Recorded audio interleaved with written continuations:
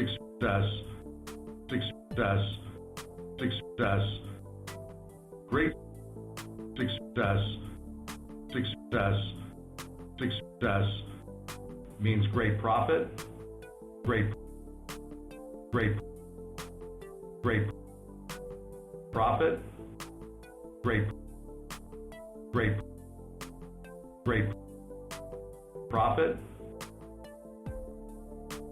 profit, mediocre success still means profit. Good afternoon, everyone. Still means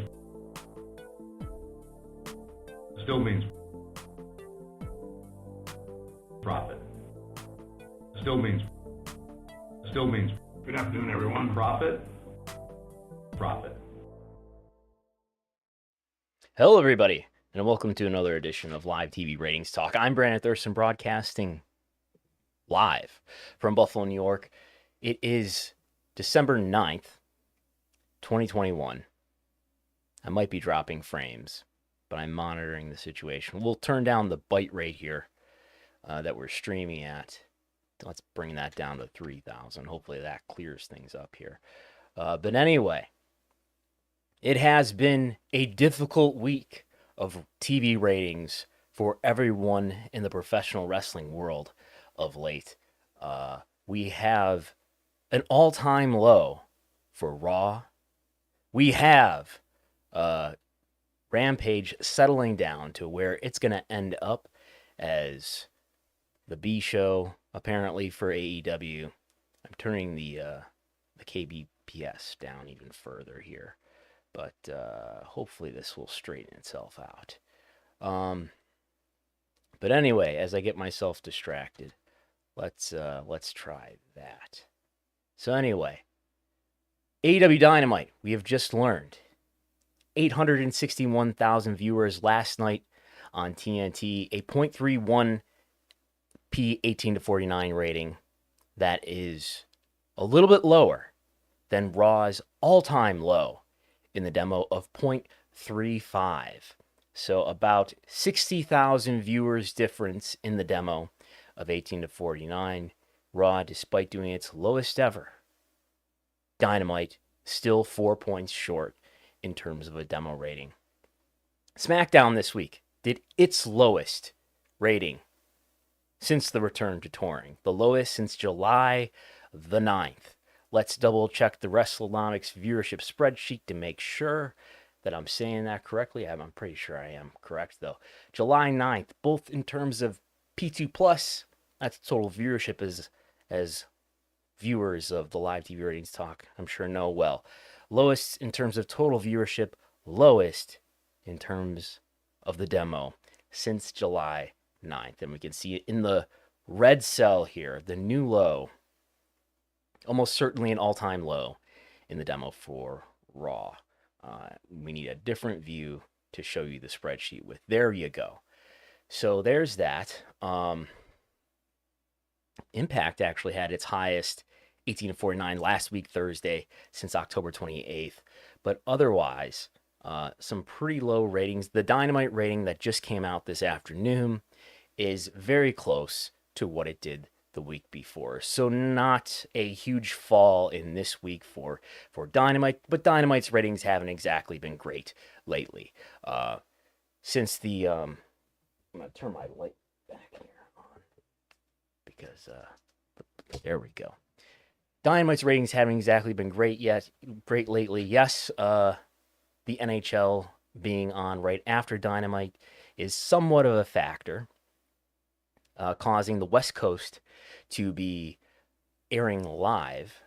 So people on the West Coast in the Pacific time range and the Mountain time range are now watching Dynamite live, whereas before they would be watching it at 8 p.m. their local time. Wrestling, being a fake sport, doesn't have to air live, apparently, but the NHL does. But that's been happening for, I'm not sure exactly when that started, but about 4 weeks. And so I think it was happening, around this time when Dynamite did 984,000 and 480 in the demo. If we zoom out a little bit so you can see the demo rating over here, that's a 0.37 demo rating. That would have beaten Raw this week, but it did not. That's not what Dynamite did this week. That's about a little under a month ago now. And it's fallen under 900,000, fallen under 450,000. About half of Dynamite's viewership is in the demo. Something we're going to talk about a little bit later. The portion of the viewership that's in the demo. We'll keep that in mind. But Dynamite doing below what it had been doing in recent weeks, even in some of these weeks that I do believe were affected by the new live airing. I would imagine this has been happening ever since they were preempted. So when were they preempted at the beginning of the NHL season? I'm guessing it's starting with this week, then October 27th. I could ask and make sure I'm correct about that, but that's what's been happening. Dynamite, doing a 941, 913, 984, and again, under 900,000, under 950,000, 426,000 viewers in the demo. Again, that comes out to a 0.33 in the demo. Anyway, as we go back to our slides, SmackDown did its lowest since July 9th, despite having Brock Lesnar on the program. Meanwhile, NXT not doing well. We'll discuss that. Let's discuss Raw. Here's a line graph showing the entire history that I have for Raw in the demo. It's no context here, but it's a pattern very much down and to the right. So that's the history. We're obviously at the very end of that history, at the all-time low, where we're now, under about 500,000. But way up here, this is starting in early 2012. So this is the entire 3-hour history and then some of Raw on the USA Network, where there were over 2 million viewers at one time, 2 million viewers in the demo. Yes, all TV is down. We'll address it. Don't worry. But just to get an idea of what that would be as a demo rating, I'm curious because I haven't looked this up. But if they were doing 2 million, I mean, they were for a chunk of time. They were still doing over 2 million viewers in the demo. And if we divide that by the universe, estimates have changed over time, but it's roughly 13 is what we need to divide that by 1,300. That would be a 1.53 demo rating. 1.53 demo rating. What kind of programming today manages to do a 1.5 in the demo of 18-49? Let's take a look at what's been happening this week. The most watched show last night was Survivor with a 0.91, not 0.15, 0.91. The night before that, on NXT's night, there was a basketball game between the Warriors and Suns, 0.83. On Monday Night Football, the Bills versus the Patriots. The Bills are a draw, apparently. One of the higher Monday Night Football ratings of the year here. This is on ESPN alone. Of course, it was also on the Manning cast on ESPN2 that did a 0.33, did a 0.56. But Monday Night Football does a 3.98. So football, among the most watched programs, the most watched kind of program on television. On Friday night, the Pac-12 college football game did not do a full ratings point in the demo. It did a 9.5. On Thursday, we've got some football here. Is this Thursday? Yes, it is. That doesn't make sense, does it? Thursday? There's CBS, NFL? This is Thanksgiving, isn't it? This is Thanksgiving. Okay. So I don't have the latest Thursday. Anyway, one of the most watched NFL broadcasts of recent years. I heard something like in the last 30 years, an 8.59 in the demo. Just to give you an idea of how huge that number is, even on the NFL scale. But anyway, is this a disaster for WWE Raw? By the way, too, we could discuss Raw in a little bit more depth here in terms of the hourly breakdown. As usual, the third hour was the least viewed, had just under 1.5 million viewers. This is in thousands, of course. Averaged 1.6 million viewers. it was pretty steady through hour 1 and hour 2, well over 1.6 million viewers, and then fell by 9 or 10% in that third hour, which did contain the Liv Morgan and Becky Lynch women's title match. So you can't call that a success. Now, the third hour would be down in just about every case. What we have over here on the right, in fact, is the 8 to 10 difference by percentage ever since the 3-hour time slot became normal for Raw. And in most of these instances, it is a negative difference between the first hour and the last hour. So there's that, as I say. And by the way, young viewership, if we look at the 18 to 34, the younger half of the key demo, that was down 32%. A third of the audience between hour 1 and hour 3 checked out.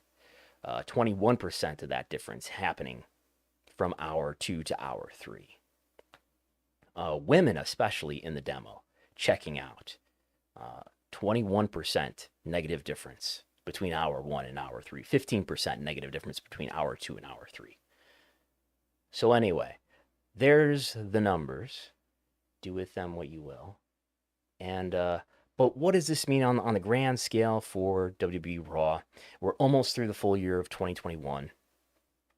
And really, I mean, if we look at Raw, I've got a chart that we can look at Raw. Look at the entire year. These charts, by the way, they automatically update so that we're always looking at about 365 days of time. And this is not an incredibly down and to the right pattern here in the red line for Raw. It's fairly stable. In part because starting in the summer, there were live fans, and that did coincide with ratings stabilizing quite a bit. And the earlier part of the year tends to be better. I guess that doesn't make a lot of sense because then the later part would be down. But anyway, Raw's 18-49 held up okay. If you don't look at this last several months of the year here. So this hasn't been an especially diminishing pattern for Raw over time in the demo. So maybe we're at the beginning of some new trend, but the story for the entire year at this point is a negative difference of 11% in 18-49 versus last year. Granted, last year was a year of a pandemic where they were wrestling in the PC and they were wrestling in the Thunderdome. They were wrestling in the Thunderdome for part of this year too, of course. But ratings down. I haven't looked deeply into other sports ratings, but I imagine a lot of those sports ratings are up in 2021 versus 2020. Nonetheless, Raw and SmackDown both down. Raw down by 11%. SmackDown down by 7%. AEW Dynamite is up by 8%, but that's largely because they're not facing NXT. But what we have here in the green is what I derive from Showbuzz Daily, the top 50 non-news cable programs. We exclude news because news does especially well and holds up. It's a kind of live programming. So in 18-49, the top 50 non-news cable programs, averaged daily, is down 29%. So you could say that even NXT is not down that hard. Raw is not doing that badly. So maybe Raw and NXT even and SmackDown are, they're bleeding viewers, but no worse than an example of what television overall is doing. And that's usually the case in these years. 2020, Raw was down 29% year over year, much worse than the top 50 non-news cable programs. In 2019, Raw was down 17%, while top 50 non-news cable was down 13%. Meanwhile, in 18 and 17, they were down, but it was about the same or even not as bad as the top 50 non-news cable programs. So my conclusion from looking at this data, at least, is that in 2019 and 2020, maybe these were genuinely bad years of ratings for Raw. Again, 2019 is before the pandemic, obviously. So that's how I view that. And then I view 2021 as an okay year. Again, maybe we're at the beginning of something new for Raw, but they're not doing any worse than this delta of negative 29%. They're only doing a negative 11% year over year. So, and another thing that I think is going to tell us a lot about the media rights potential of programs like AEW Dynamite and Raw is what we have here, and maybe we'll look at this in the spreadsheet because I know this is pretty small. What I have here is the median 18 to 49 rank, the rank that you see every day on Showbuzz Daily, and we're just taking the median of that over time. So let's jump to where this is in the spreadsheet, which you can get access to at patreon.com/Wrestlenomics. And that is in the tab called Q-Sec or sequence, seek. Anyway, and what we see here, rather than, yes, we see this amazing decline, right? We see this huge decline over the years in 18 to 49 viewership in absolute numbers, but Raw's ranking over the same amount of time has been remarkably stable. I'm looking at this column here where it's showing its median rank was a 3, a 2, a 3, a 4, a 2, a 1, a 5, a 1, a 4, a 5, a 1. Its median rank was actually 1 for 3 consecutive quarters in this year. If anything, its position in terms of a rank among other cable originals on Monday improved.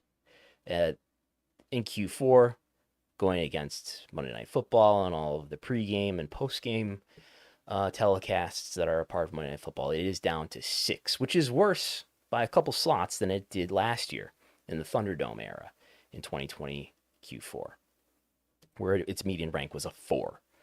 But no huge alarm bells here in terms of its media rights value. Popularity is another thing. Validating the creative or not is another thing.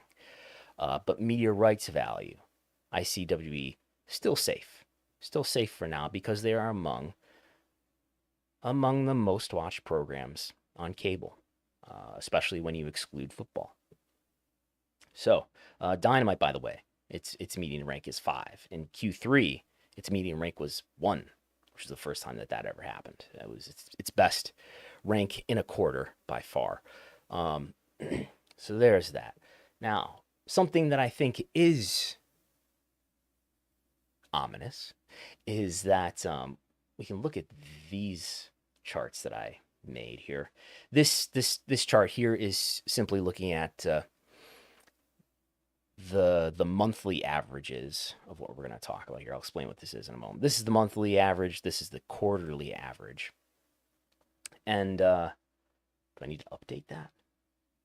I don't know if there's any difference there, but it tells me that I've got new data in here. So anyway, we're looking at the latest possible edition here.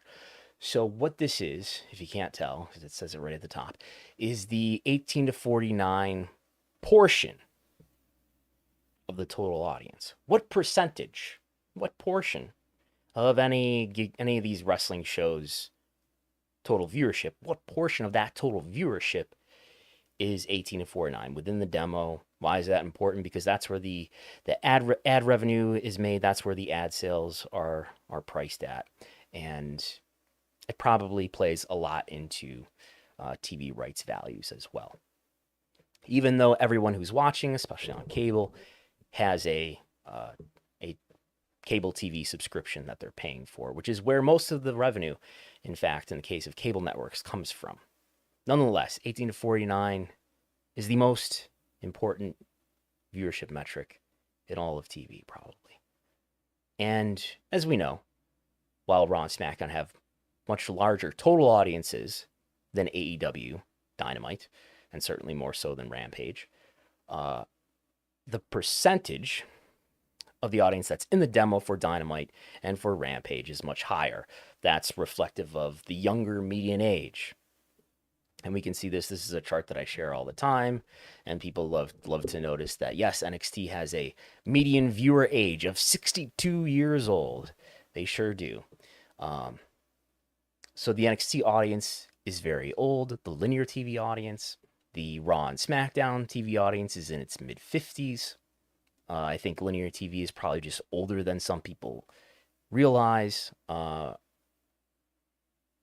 would guess that the Raw and SmackDown linear TV viewer age is about the average for about the typical for linear TV viewing in general. But anyway, and as you can see here in the gray and the orange, the AEW Dynamite and AEW Rampage median viewer age is still relatively high compared to what you probably think about as far as the age of a wrestling fan, but still in the high 40s or even in the low 50s. So, anyway, this very much correlates to the fact that the percentage of viewership in the demo for AEW is higher, and for Raw and SmackDown and NXT for that matter is lower. And that, so not just, that's a difference that we can point out, but I want to point out the trend that's happening here over time. What we're looking at here is a x-axis that goes all the way back to Q3 2014. And the blue line for SmackDown is going across all these different networks, time slots. We can tell a story as we look at this blue line and say, well, in what was it, 2015, they moved their network, or they moved their night, and I think in 2016 they moved to the USA Network from Sci-Fi on Thursday, right? And then in mid 2016, that's when the roster, the brand split was reinstituted, the draft happened. SmackDown went from being a taped show on Thursday on the USA Network to being a live show on Thursday on the USA Network with its own dedicated roster. And we see the 18 to 49 percentage of viewership increase during that time. And I would guess that that's related to, and the viewership that increased as well. One of the great credits you can give to WWE over this time, I guess creatively, is the brand split, at least given their strengths and weaknesses, did a lot to enhance the value of WWE as a company, as a media rights content producer. WWE probably has significantly more TV revenue today because of the brand split and because of the way that they positioned SmackDown if they had not done so. WWE was then able to sell SmackDown away from NBC Universal and sell it to Fox, rather than selling both of those properties in bulk together to NBC Universal, which was how it was up until 2019 when SmackDown moved to Fox. But anyway, we see the demo viewership by proportion increase for SmackDown as SmackDown, I would argue, becomes more relevant and less of a missable show. I think up until this point, from about 2015 and backwards, it was just sort of a B show. It was on a decent cable network, Sci-Fi, but it was very missable. And Raw was clearly the flagship, and there was no brand split. There weren't people that you had to watch SmackDown for. But anyway, and Raw had a higher percentage of viewership in the demo. And now here in 2018 or so, they get very close. In 2019, they get very close. But if you look since, oddly enough, the beginning of AEW being on television, that portion has decreased a bit. It's now under 40% for both of these programs. That's as of roughly around the time of the pandemic, maybe even a little bit before that, maybe Q4. We have the real numbers here too, if we want to be really precise. Because I have this in this tab. If you want to look in the spreadsheet right now, it's in the tab percentage sign P18-49. And if we're going to have to zoom out here, and if we look in here, and I'll show you the other view so you can see this.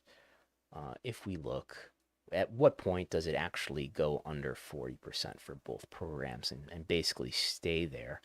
We're looking at the monthly averages here, and it looks like, May 2020, right? SmackDown is under 40%.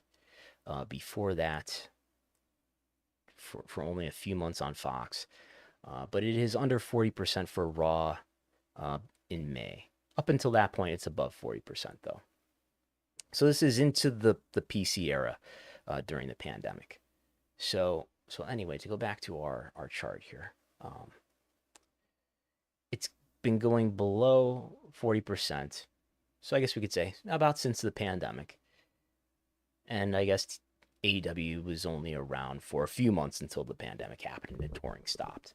But here we are now with touring back, events back on the road, live fans now in attendance, and Raw and SmackDown are not recovering yet. I know we're looking at a quarterly average. Is it any different if we get a little bit more granularity here?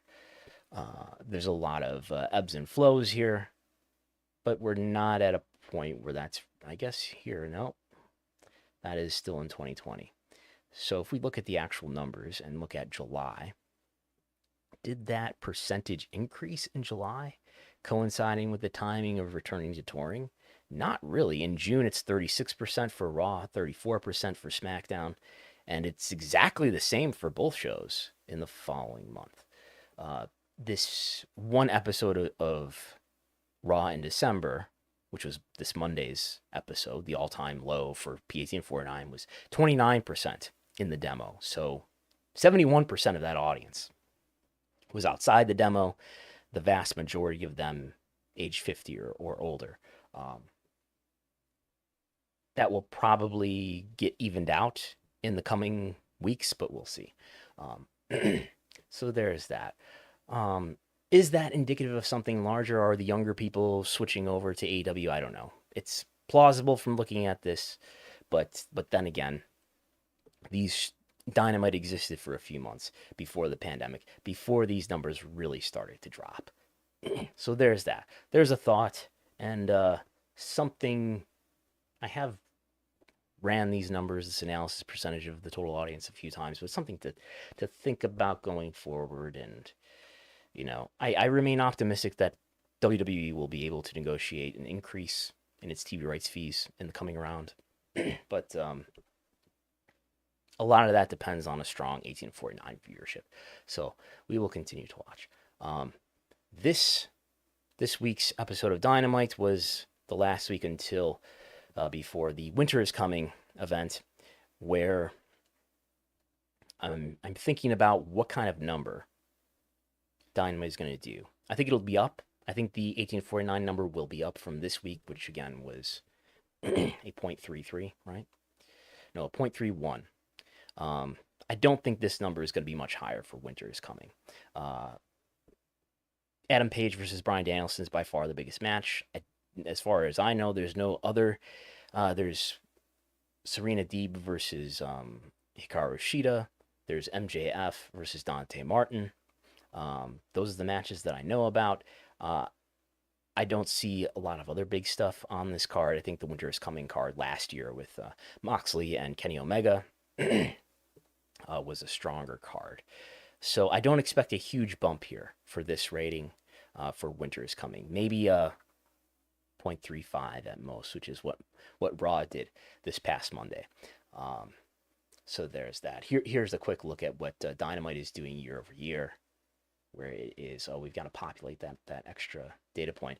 It is absent of competition from NXT, doing a little bit better than it did last year in the same week. And if we update this chart, bang, there it is, doing a little bit better than the 18-49 of the same week last year. This week, by the way, if we refresh this, and we have to update the formats so you can see the colors, and you'll see here that Dynamite and Raw tied with men 18-49. So Raw's lead in the demo was driven by female viewers, 18-49. Raw had 27% more of a women 18-49 audience.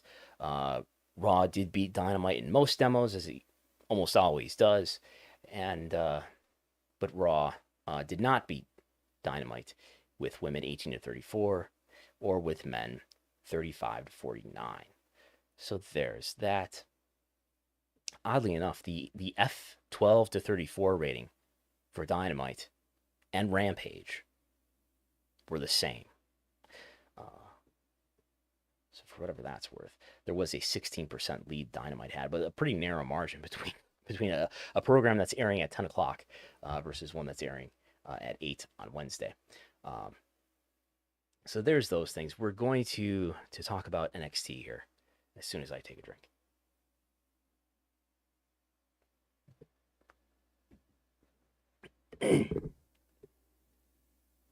So, NXT just did what was its second lowest, I believe. Its second lowest 18-49 ever. The lowest 18-49. Let's look at this to be sure. This is for NXT on the USA Network. This was the lowest since the 16th when it did its lowest ever.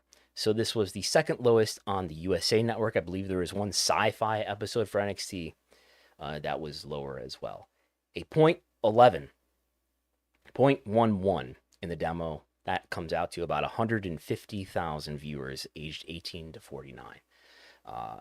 So NXT, despite this being the first TV show for NXT after War Games, despite intrigue, perhaps, about would he or wouldn't he stay Johnny Gargano, did not pop a rating. No post-PPV bump here for NXT. Don't call it TakeOver War Games.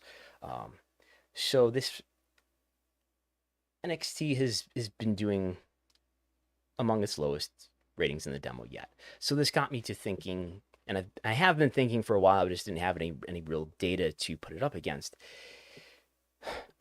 I've heard other people say that they think NXT might get canceled by USA Network, or that their tenure on the USA Network might be in jeopardy. And I've been kind of dismissive of that. But someone pointed out to me there are some ratings data available on reruns. So the question would be whether or not NXT is in jeopardy.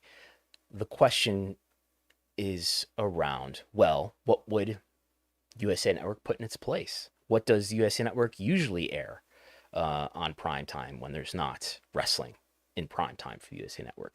What did the USA Network have before NXT was on Tuesday night? And the answer is Law and Order. Well, what kind of numbers does Law and Order do on the USA Network? And come to find out that Law and Order, so this is from ratingsryan.com.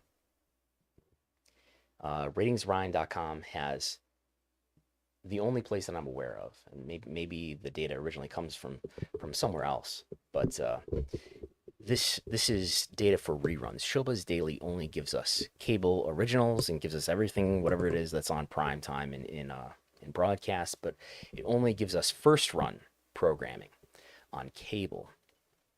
So these reruns that are originally aired on NBC of Law and Order or whatever movie, we don't get in the Showbuzz Daily lists. So what we see here in the demo is a 0.18 for Law and Order on a Friday night, a 0.17 for Law and Order on a Friday night at 10. 0.16, these are all happening to be on the same day too. These are just episodes in succession, not the show Succession. That's a different thing. But basically, so this is, I filtered only programs that are airing in prime time. And what I was left with was mostly Fridays, Saturdays, and Sundays. A couple Thursdays in here. One instance of a Wednesday in prime time. So this is actually an NXT's old time slot. I didn't think of that. October 13th, which was a Wednesday, in NXT's old time slot, for some reason starting at 8:14 p.m. Law and Order did a 0.14 in the demo with 496,000 viewers. So that's a lower total viewership than NXT would do, but that's a better demo rating than NXT has done in the last 2 weeks.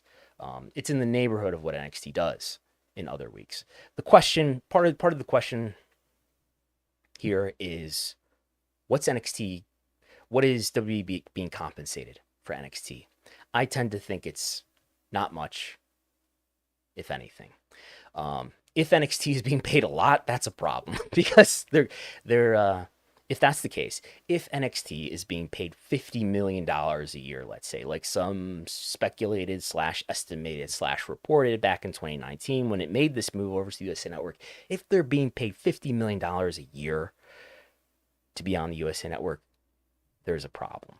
I doubt they are being paid $50 million a year. I imagine the cost to air a rerun of Law and Order or a movie, there may be royalties involved in that, but I imagine it's got to be pretty inexpensive for the USA Network, for NBC Universal. They just sell ads against it, and they take in all the other revenue that they do, and this probably with very little expense. So there's that. I guess seeing this data made me think for the first time really that maybe NXT isn't long for the USA Network. I think the USA Network, the USA Network definitely did just re-sign a deal to have NXT. That was announced in March. It was published in the press release as a multi-year deal.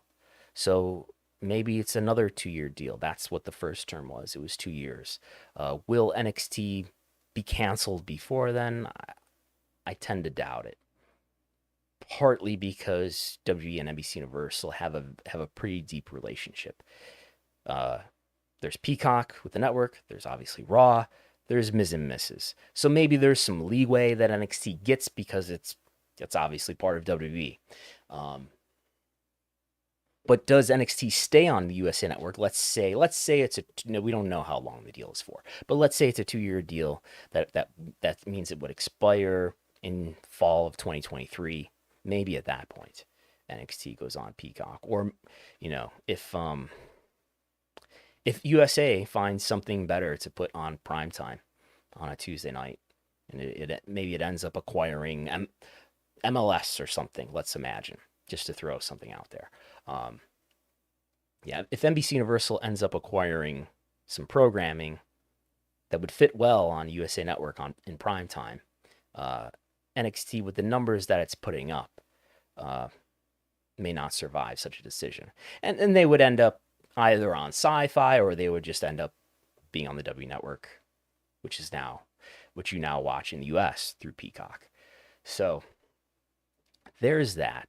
And with all of this reruns data that I've found, that Corey Gibson pointed out to me, I've been thinking this week, I think I definitely tweeted when the number came out on Monday. Here we've got Rampage. These are the Rampage numbers, total viewership in 18-49. This is a show that came out pretty strong. It's taken a lot longer to settle than I expected. I figured, maybe before we knew CM Punk was on the way, I figured, by week 4 or 5, this program will be in its normal place. And it's taken a lot longer than that to settle at wherever it's going to settle. And now here we are, where on Monday, after doing its lowest rating ever, lowest total viewership ever, it was not quite the lowest in the demo, but after doing its lowest total viewership ever in this, I don't know how many weeks this has been, maybe 20 or so by now, it responded to the Thanksgiving Eve episode by doing almost exactly 500,000 viewers. So that tells me, it didn't continue to fall. It didn't come close to the same. It didn't come very close to the same number it did on Thanksgiving Eve, which was 431,000 viewers. That maybe this is where it lives. About 500,000 viewers, about 250,000 in the demo, which is, I don't know what is that as a demo rating. Let's say 250. Let's divide that by 1305, and that's a 0.19 in the demo. 0.19 in the demo. Better than NXT, by the way, in an 8 to 10 slot. This is Rampage, of course, at a 10 to 11 slot. But anyway, I was starting to think. The point is made so often about how this program is on. Not only is it on Friday, but it's on at 10 p.m. And if we take a quick look at the DVR viewership that we uncovered earlier this week, that we discussed in some depth on Wrestlenomics Radio. Oh, and a correction here too.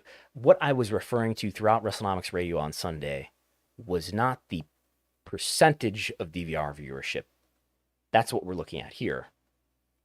What we were looking at and what I was incorrectly calling the percentage of DVR viewership was actually the percentage of increase that the live plus 7-day viewership was provided by DVR viewership. Does this make sense? I probably not can explain this in the clearest way. It's basically taking, okay, we have the live same day viewership, and then how much by percent did it increase because of the DVR viewership was what we were looking at, and what I was incorrectly calling the percentage of DVR viewership. What we are actually looking at now is the percentage of DVR viewership. Anyway, they're pretty correlated. It's not as extreme. Like I was saying, 47% of the DVR viewership for Rampage in 1 month. That's not true. It was more like 32%. Nonetheless, that's among the highest on the table here. But anyway, Rampage airs late. That seems related to Rampage's higher than any other wrestling program DVR viewership by percentage, averaging in October 32% in total viewership, 34% in the demo. Impact, with its small sample and it's volatile in the demo, did 26%. But in most of these months, especially if you exclude that one data point from Impact that may be showing some artificial volatility, Rampage is, by a pretty wide margin, the show that by percentage viewers watch the most in DVR. So there's an audience that wants to watch this program and watches it later in greater proportion than any of these other programs, even though its audience is obviously smaller. So I was thinking, clearly the late time slot is a factor here. If Rampage in some ideal scenario was on at an earlier time, like 8 p.m., its viewership would be better, competition notwithstanding. Now, if Rampage had to go head-to-head with Smackdown in such a scenario, that would not be as advantageous. But if Rampage didn't have to go against a wrestling program, they'd be all right. I guess what my thinking is that what's the greater benefit here in terms of an alternate scenario?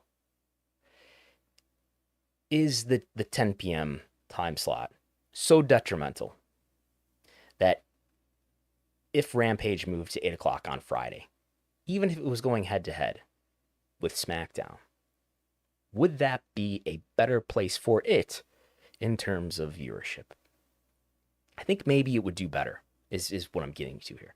I think maybe Rampage would do better on TNT at 8 p.m., 8 to 9.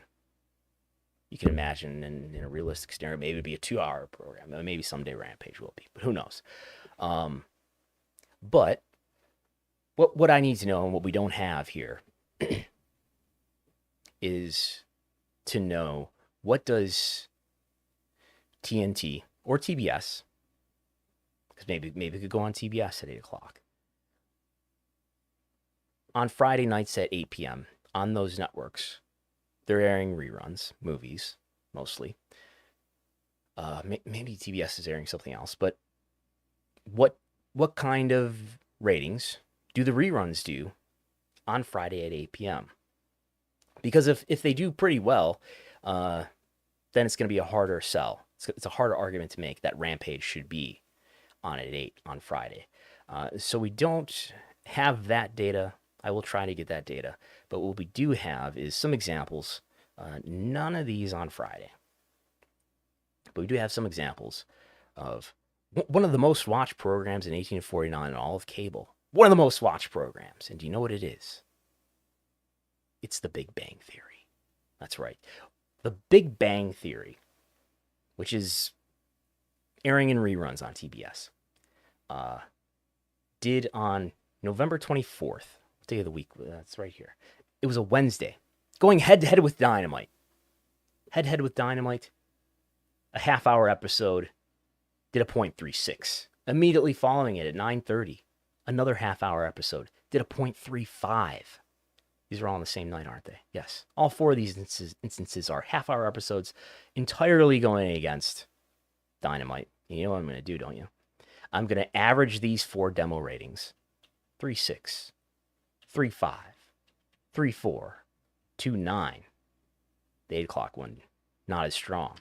But if we divide that by 4, get the average, that's a .34, 0.33 and a half in the demo. And on November 24th, what did Dynamite do in the demo? A .31. So the Big Bang Theory, if you want this for your narrative, the Big Bang Theory last week, Thanksgiving Eve, Big Bang Theory did a better demo rating head-to-head with Dynamite. But I think TBS does not air Big Bang Theory on Friday nights. And by the way, these charts here are, I believe these are, I'm sourcing these from a chart that is called the top 200 reruns. So we may be actually looking at things that are on the high end. These are the weekly top 200 reruns for cable. I think just cable. But anyway, yeah, these might be on the high end. But TBS airs, I think, mostly movies. I looked at the schedule, and so I don't know what those do. I'll try to get some data. We'll get some better answers here. These TNT movies, it doesn't say what movie it was, but a Thursday. This was on Thanksgiving, so maybe it's not the greatest example. This Thursday, the Thursday before Thanksgiving, did a .17 on TNT at 8 p.m. So much lower than what Dynamite does on the night before, in the same time slot, the 8 p.m. time slot. Just give you an idea of like what their endless supply of rerun content can do versus what they're paying original content to do. So when people say that Dynamite's doing pretty well despite our isolated and oftentimes lacking context analysis of ratings, tells us Dynamite, relative to what TNT could replace it with, Dynamite doing very well. Although, look out for the Big Bang Theory. Here we have another example on the 17th of 4 episodes of, I have not thought of this or done this before. I'm sitting here right now. So we have 4 episodes of the Big Bang Theory, each one at half an hour, going head to head on the 17th with Dynamite. 0.37, 0.36, 0.34, 0.33. Divide that by 4. That's an average of 0.35 on the 17th. Dynamite, 0.37. Oh, it just sneaked by. 0.35 for the Big Bang Theory, 0.37. Dynamite beat the Big Bang Theory. Head to head. So there's that. Yeah. I think that's all I had. I think I'm through everything. There is a super chat feature. I don't know if anybody used it, but that's something we'll try in the future. If you want to ask a question, you can contribute in any amount, and we will probably do that during Wrestlenomics Radio 2 when we stream live on Sundays. Good questions, of course, are preferred. If you ask a bad question, so I'm gonna cut off your question right there because I don't think I get enough credit for what I did. So, I think that's all for now. Thanks to everybody for tuning in.